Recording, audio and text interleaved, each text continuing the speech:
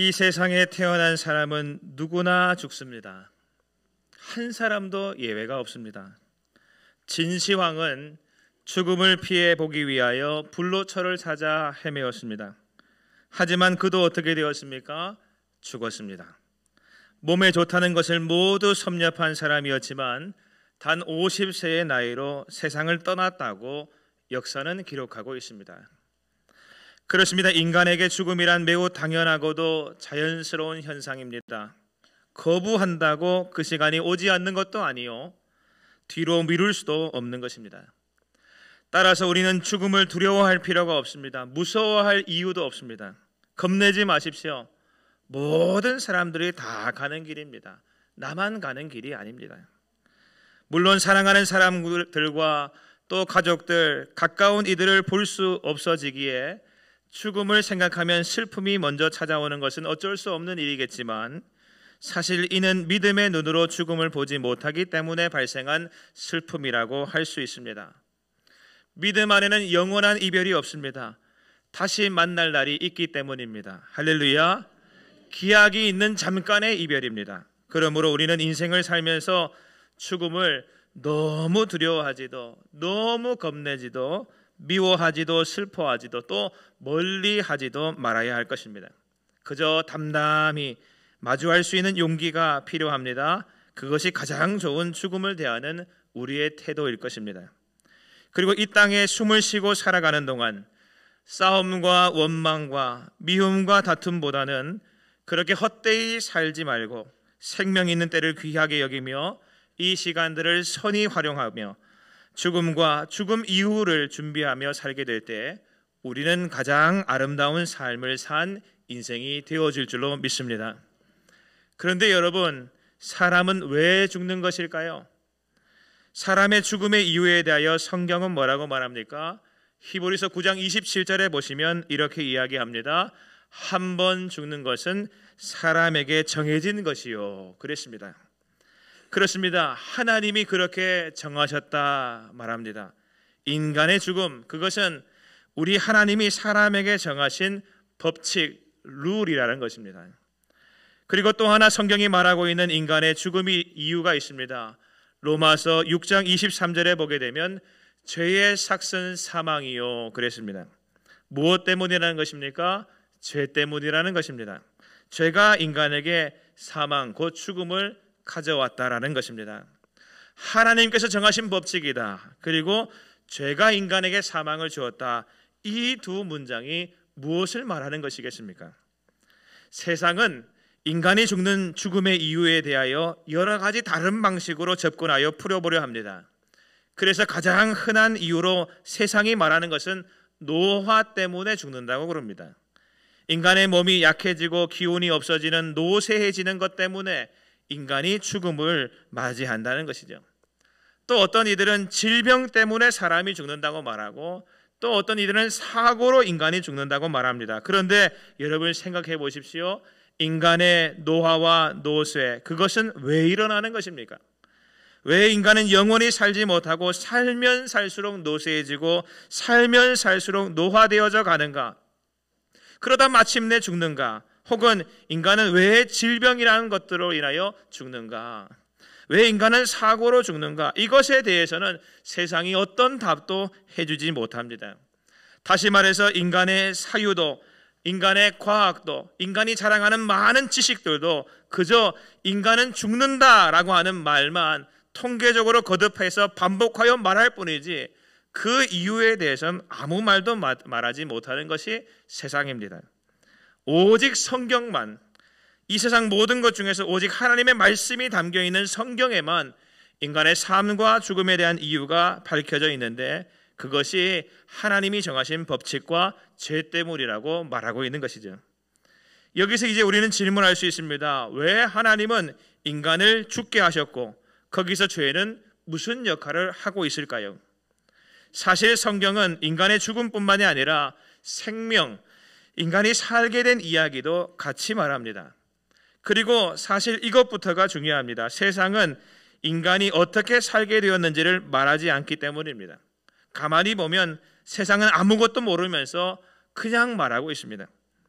여러분, 성경은 말합니다. 인간은 하나님께서 만드셨다라는 것입니다. 할렐루야. 그래서 존재하게 된, 살게 된 존재가 인간입니다. 모든 피조물들과 인간 다 하나님이 만드셔서 세상에 살게 하신 존재들이라는 것이죠. 그 중에 인간은 유일하게 하나님께서 하나님의 형상 곧 하나님의 모양대로 만드셨습니다. 이는 하나님이 영이신 것처럼 인간도 영적인 존재로 창조되어서 하나님과 교제할 수 있는 유일한 존재가 되었다라고 하는 뜻입니다. 따라서 인간은 처음 창조 시부터 하나님과 교제하며 살았습니다. 그리고 하나님과 그렇게 교제하며 살아야 영원히 살 수 있도록 만들어졌습니다. 하나님이 인간에게 생명 유지 장치인 것이죠. 하나님이 인간에게 생명 유지 장치인 것입니다. 그리고 그 관계가 유지되어질 동안에는 영원히 사는 것입니다. 그런데 그런 인간이 하나님에게서 떨어지게 되면, 하나님을 떠나게 되면 어떻게 됩니까? 살 수 없어집니다. 죽게 되는 것입니다. 영생을 잃어버리는 것입니다. 그것이 하나님이 인간에게 정하신 법칙입니다. 인간은 하나님이 만드신 존재이기 때문에 하나님 안에 있어야 하고 하나님과 교제하며 살아야 사는 것이죠. 이게 법입니다. 여러분, 물고기와 나무를 생각해 보십시오. 물고기는 물속에서 살도록 지음을 받았습니다. 그게 물고기가 사는 법칙입니다. 그런데 물고기가 물을 떠나게 되면 어떻게 됩니까? 절대로 살 수가 없지요. 그게 생명이 유지가 되지 않는 것입니다. 당장은 죽지 않았을지라도 반드시 죽게 될 것입니다. 마찬가지로 나무는 땅에 뿌리를 내리고 살도록 지음을 받았습니다. 그런데 나무가 땅을 떠나게 되면 어떻게 됩니까? 그러면 아무리 그 나무가 잘 살고 싶고 많은 열매를 맺고 싶어도 살 수가 없는 것입니다. 그 생명이 유지되지를 않는 것입니다. 죽게 되는 것입니다. 인간도 그렇습니다. 인간은 하나님 안에 있어야 생명이 유지되고 하나님과 교제하는 것이 사는 길입니다. 이것이 피조물인 인간에게 하나님께서 정해놓으신 법칙이었습니다. 그런데 인간이 그 생명의 하나님을 떠난 것이죠. 거기서 모든 불행이 시작되는 것입니다. 여러분, 참 생명의 하나님으로부터 인간이 떠난 것을 뭐라고 말합니까? 그 떠나게 한 것을 바로 성경은 죄라고 말합니다. 무엇이 죄인가? 죄는 인간이 생각하기에 나쁜 짓, 남을 해코지하는 것, 세상 사람들이 말하는 사회적인 규범을 지키지 않는 것, 이런 것들을 죄라고 말하지 않습니다. 인간이 하나님 안에 있기를 거부하고 떠나고자 하는 마음, 그래서 하나님의 통치와 다스리심을 거절하고 물리치는 것, 하나님 없이 살려는 것, 하나님과 교제하는 것을 싫어하는 것, 이것이 다 죄이며 이런 인간이 스스로 피조물이기를 부인하고 거부하는 것이 죄입니다. 결국 어떻게 되었습니까? 이러한 인간의 죄가 하나님을 거부함으로 하나님과 우리 사이를 갈라놓게 되었고 하나님과 분열되게 분리되게 되어진 것입니다. 물고기가 물에서부터 분리된 것처럼, 나무가 땅에서부터 분리된 것처럼 인간이 하나님께로부터 분리되어졌습니다. 그러므로 자연스럽게 찾아온 것이 바로 죽음이요 사망인 것이죠. 그때 사망이 우리 인간 세계 안으로 들어온 것입니다. 여러분, 인간이 죽는 이유가 무엇입니까? 바로 이것 때문입니다. 그래서 이사야서 59장 2절 말씀에 성경은 이렇게 말합니다. 오직 너희 죄악이 너희와 너희 하나님 사이를 갈라놓았고 너희 죄가 그의 얼굴을 가리어서 너희에게서 듣지 않으시게 함이니라. 이제 오늘 말씀을 한번 살펴보십시오. 예수님의 동생 야고보는 흩어져 있는 믿음의 성도들, 즉 각국의 디아스포라 그리스도인들에게 편지하면서 사람이 죽는 죽음의 이유에 대하여 설명하면서 더 깊이 말하였습니다. 왜 사람은 죽는가? 15절 말씀에 보게 되면 강조하여 말합니다. 욕심이 잉태한 즉 죄를 낳고 죄가 장성한 즉 사망을 낳느니라. 무슨 말입니까? 결국 죄가 장성하여서 사망을 낳았다고 말해주고 있습니다. 인간에게 죽음을 주었다. 무엇이? 죄가 그렇게 했다. 그런데 그 죄의 근원은 무엇이라고 말합니까? 죄는 어디서부터 온 것입니까? 죄의 시작은 무엇입니까? 성경은 말하기를 욕심이라고 했습니다. 여러분, 이 욕심이 사람의 마음 속에 있기 때문에 그 욕심이 죄를 잉태하였다라는 것이죠. 그런데 여러분, 여기서 말하는 이 욕심을 잘 해석해야 합니다. 더 많이 가지려고 하는 욕심이 아니요, 여기서 말하는 욕심은 가장 근본적인 욕심인데, 피조물이면서도 인간이 창조주이신 하나님을 떠나고자 하는 욕심입니다. 그래서 하나님이 주인이신 삶을 살지 않고 내가 그 창조주의 자리를 차지하고자 하는 욕심입니다. 주인의 자리에 내가 앉아서 내 삶에 내가 주인이 되어보고자 하는 욕심, 그 욕심이 결국 욕심 중의 욕심이요, 그 욕심이 죄를 잉태하여 나왔고 결국 그 죄가 장성하여 인간에게 사망, 죽음을 낳는 요인이 되었다라는 것이죠. 창세기 3장 말씀을 생각해 보시기를 바랍니다. 아담과 하와는 하나님의 말씀을 이미 들어서 알고 있습니다. 피조물인 인간에게 주신 창조주의 말씀이 먼저 있었습니다. 창세기 2장에 여호와 하나님이 그 사람을 이끌어 에덴 동산에 두어 그것을 경작하며 지키게 하시고, 여호와 하나님이 그 사람에게 명하여 이르시되 동산 각종 나무의 열매는 내가 임의로 먹되 선악을 알게 하는 나무의 열매는 먹지 말라. 내가 먹는 날에는 반드시 죽으리라 하시니라 그랬습니다. 이처럼 이미 하나님은 하나님이 인간을 정해두신, 인간에게 정해두신 법칙, 그 룰에 대하여 인간인 아담과 하와에게 잘 알려주셨습니다. 이미 공지해 주셨습니다. 하나님 떠나면 피조물이지만 피조물이라고 하는 인간의 자리를 벗어나고자 하면 하나님 말씀을 그렇게 지키지 않으면 너 반드시 죽는다, 이렇게 말씀해 주셨습니다. 그런데 인간은 어떻게 했습니까? 그 하나님의 정하신 법을 거부하고 그 법 밖으로 나가려고 하는 욕심을 가졌어요. 그래서 자기 마음대로 그 법을 해석하게 됩니다. 창세기 3장 1절에서 3절입니다. 그런데 뱀은 여호와 하나님이 지으신 들짐승 중에 가장 간교하니라. 뱀이 여자에게 물어 이르되 하나님이 참으로 너희에게 동산 모든 나무의 열매를 먹지 말라 하시더냐. 여자가 뱀에게 말하되 동산 나무의 열매를 우리가 먹을 수 있으나 동산 중앙에 있는 나무의 열매는 하나님의 말씀에 너희는 먹지도 말고 만지지도 말라, 너희가 죽을까 하노라 하셨느니라 했습니다. 하나님은 분명히 공지하여 말씀해 주시기를 먹지 말라, 먹는 날에는 내가 반드시 죽는다 하였는데 인간은 슬쩍 바꾸는 것이죠. 그 속에 욕심이 이렇게 말하게 하는 것입니다. 죽을까 하노라 했습니다. 그때 뱀이 유혹의 낚시질을 합니다. 너희가 결코 죽지 아니하리라, 죽지 않을 걸 하는 것이죠. 너희가 그것을 먹는 날에는 너희 눈이 밝아져 하나님과 같이 되어 선악을 알 줄 하나님이 아심이니라. 하나님이 선악을 아시는 유일한 분이신데 너희가 그것을 먹는 날에는 너희 눈이 밝아져서 너희가 선악을 결정하는, 너희가 인생의 주인이 되어지는 그런 날이 오게 될 걸 하는 것이죠. 마음의 욕심이 가득했습니다. 그러니 어떻습니까? 작은 유혹의 이런 말에도 넘어가 버리는 것이죠. 결국 인간은 선악과를 따먹고 말았습니다. 하나님 말씀보다 자기 생각을 더 우위에 두었습니다. 그것이 죄인데 죄를 짓게 된 것이죠. 그 결과 어떻게 되어졌습니까? 그들은 경험하지 않아도 되는 경험을 하게 됩니다. 즉 죄의 삭, 죄의 결과인 사망, 죽음을 경험하게 되어진 것이죠.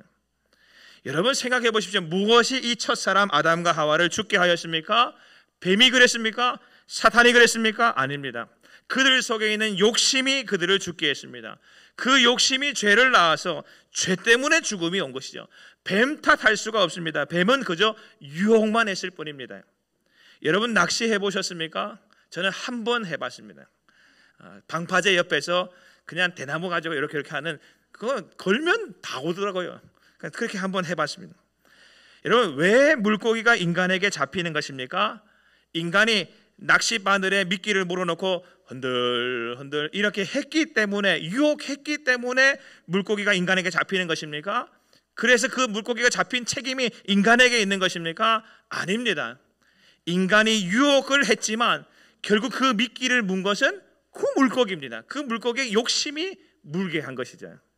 눈앞에 있는 미끼를 먹고자 하는 욕심, 그 욕심이 미끼를 문 것입니다. 인간이 낚싯대와 미끼로 유혹하기는 했지만 사실 그럼에도 먹지 않은 물고기가 수룩 빽빽합니다. 그러나 그 물고기는 그 유혹을 이기지 못하고 욕심에 물었죠. 그래서 잡혀 죽는 것입니다. 결국 인간도 마찬가지입니다. 뱀이 유혹하기는 했지만 뱀 탓이 아닙니다. 죄는 인간이 스스로 지은 것입니다.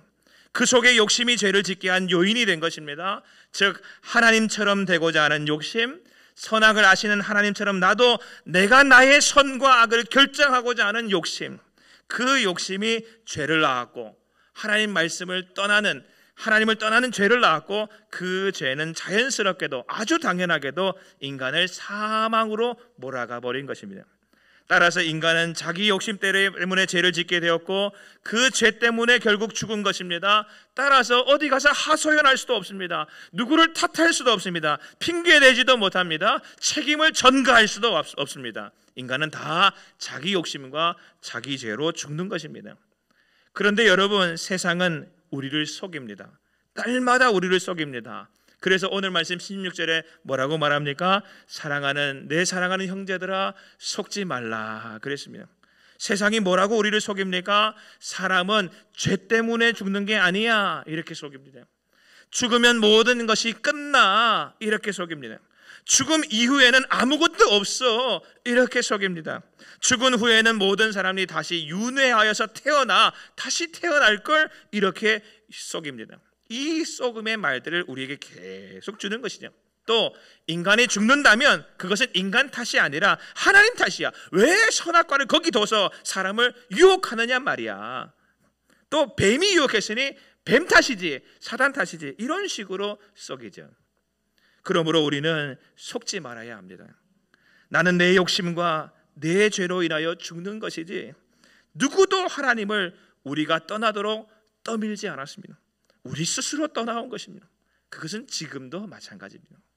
따라서 우리는 세상의 헛된 속임수 같은 말들에 속지 말고 나의 죽음이 나 때문임을 기억하고 나의 욕심이 죄를 낳았고 그 죄됨이 사망을 낳았음을 기억하며 나의 욕심과 나의 죄됨을 비통히 여김이 있어야 하는 것입니다. 그러면 여러분, 이 죄는 영원토록 해결이 불가능한 것입니까? 사실 죄는 하나님과 우리 사이를 갈라놓기만 했는데 그 죄만 아니면, 죄만 해결되게 되면 다시 하나님과의 관계가 회복되어지고 다시 교제할 수 있고 다시 죽음에서 생명으로 옮겨진 그 생명을 누리는 축복의 사람이 되어지는데 그것이 가능하냐? 물론 죄의 해결은 내가 하지는 못합니다. 나로서는 불가능합니다. 우리로서는 해결이 안 됩니다. 죄인이 스스로 나는 내 죄를 내가 사하노라 한다고 해서 죄에서부터 벗어날 수가 있는 것이 아닙니다. 셀프 면제는 있을 수가 없습니다. 그러나 하나님으로서는 가능하십니다. 할렐루야. 그래서 하나님께서 인간을 위하여 보내주신 분이 계시는 것이죠. 그분이 바로 예수님입니다. 하나님은 왜 예수님을 우리에게 보내주신 것입니까? 그것은 바로 인간의 죄 때문에 욕심이 잉태하여 죄를 낳고 죄가 장성하여 사망을 낳은, 그래서 죽게 된 인간의 상태를 불쌍히 여겨주셔서 해결해 주시기 위하여 예수님을 보내신 것입니다. 그리고 예수님은 십자가에서 자신의 죄가 아닌 우리의 죄를 대신하여 죽어주셨지요. 그렇게 해서 우리의 죄 문제를 해결하여 주시고 우리의 사망의 문제를 해결하여 주신 것입니다. 오늘이 바로 종려주일로서 예수님께서 우리의 죄를 대속하시기 위하여 우리의 죄 문제를 해결하시고 죄를 없이 하심으로 말미암아 하나님과의 관계를 회복시켜 주시고 그래서 우리의 죽음의 문제를 생명으로 변화시켜 주기 위하여 십자가 지시로 예루살렘 성으로 입성하신 날을 기념하는 교회력 절기인 것입니다. 예수님은 약 2000년 전 오늘에 예루살렘 성에 입성하셨고 고난중환을 보내시고 금요일에 우리를 대신하여 대속제물로 죽으셨습니다. 따라서 누구든지 예수를 믿기만 하면 나의 죄 문제가 해결되는 은총을 누리게 되어집니다. 이는 죽음의 문제까지도 해결된다는 것입니다. 다시 말해서 죽음을 넘어서는, 죽음을 이긴 생명을 얻는 자 되어진다는 것이죠. 예수님을 통하여 생명과 구원의 선물을 받고 누리는 것입니다. 할렐루야. 여러분, 이 속죄함은 그런데 선물로 주어졌습니다. 공짜라는 것이죠. 왜 속죄함이 선물인 것입니까? 우리가 무언가를 해서 받은 것이 아니기 때문입니다. 우리는 속죄, 죄속함, 죄 없이함, 대속의 은혜, 구원을 받기 위하여 한 것이 하나도 없습니다. 거저 받았습니다. 하나님이 예수님을 통하여 거저 주신 것입니다. 그래서 오늘 말씀 17절에 보시게 되면 이렇게 사도 야고보는 이야기하는데, 온갖 좋은 은사와 온전한 선물이 다 위로부터 빛들의 아버지께로부터 내려오나니 그랬습니다. 선물, 은사 다 누가 주셨다는 것입니까? 하나님이 주셨다는 것이죠. 그런데 그것은 다 공짜라고 말하고 있습니다.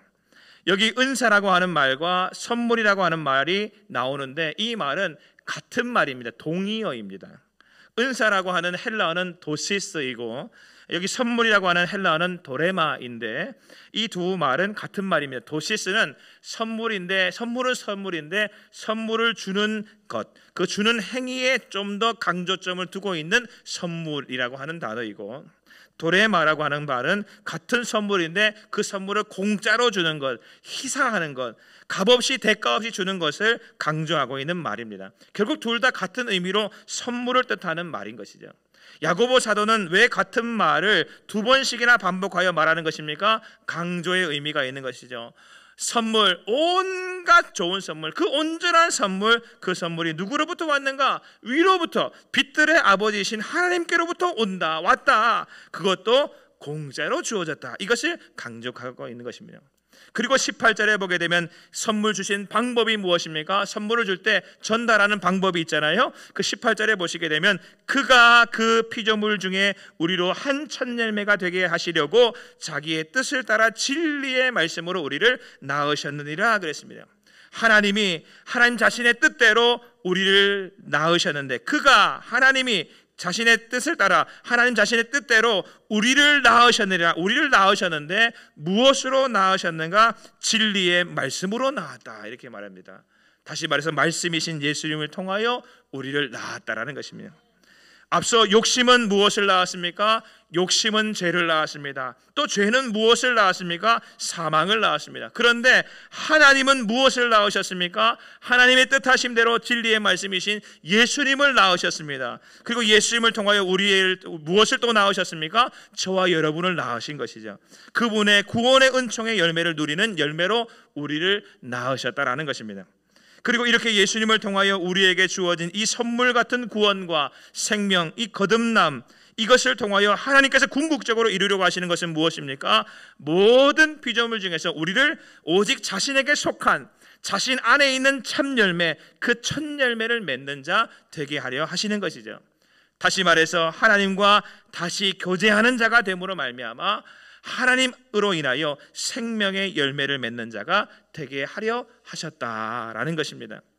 따라서 우리는 확실히 알아야 합니다. 예수님의 오심도 하나님의 뜻이요, 예수님의 십자가 죽음도 하나님의 뜻입니다. 그리고 그 모든 것은 오직 우리를 위함이며 우리를 그분의 품 안에서 사는 자로 하나님 안에서 생명을 누리고 아름답고 선한 생명의 믿음의 열매를 맺게 하려 하심에 그 목적이 있어서 행하신 것입니다. 그리고 이것은 처음부터 끝까지 선물, 공짜라는 것이죠. 따라서 인간이 다시 살려면 어떻게 해야 됩니까? 죽음을 이기려고 하면 어떻게 해야 됩니까? 하나님과 다시 교제해야 합니다. 하나님 안에 살아야 합니다. 창조주신 하나님을 믿어야 합니다. 그분의 피조물로서의 내 삶을 인정해야 합니다. 나를 향하신 하나님의 다스리심과 통치하심을 인정해야 합니다. 그러기 위해서는 우리와 하나님 사이를 갈라놓았던 죄 문제가 먼저 해결되어야 되고, 이는 진리의 말씀이신 예수님 믿음으로써 누릴 수 있는 복인 것이죠. 그러므로 예수님은 말씀하십니다. 요한복음 5장 24절 말씀 같이 한번 읽어보겠습니다. 시작.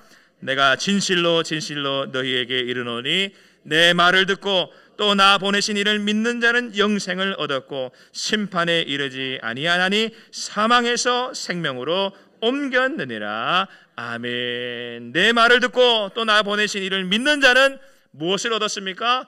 영생을 얻었습니다. 심판에 이르지 아니할 것입니다. 사망에서 생명으로 이미 어떻게 되었습니까?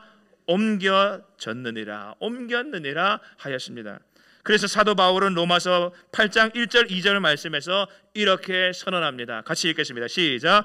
그러므로 이제 그리스도 예수 안에 있는 자에게는 결코 정죄함이 없나니 이는 그리스도 예수 안에 있는 생명의 성령의 법이 죄와 사망의 법에서 너를 해방하였음이라. 아멘. 그래서 예수님 안에 있는 자들은 날마다 담대하게 이렇게 외칩니다. 고린도전서 15장 말씀입니다. 같이 한번 읽어보겠습니다. 시작. 사망아 너의 승리가 어디 있느냐? 사망아 내가 쏘는 것이 어디 있느냐? 사망이 쏘는 것은 죄요 죄의 권능은 율법이라. 우리 주 예수 그리스도로 말미암아 우리에게 승리를 주시는 하나님께 감사하노니 그러므로 내 사랑하는 형제들아 견신하며 흔들리지 말고 항상 주의 일에 더욱 힘쓰는 자들이 되라. 이는 너희 수고가 주 안에서 헛되지 않은 줄 알미라. 아멘. 할렐루야.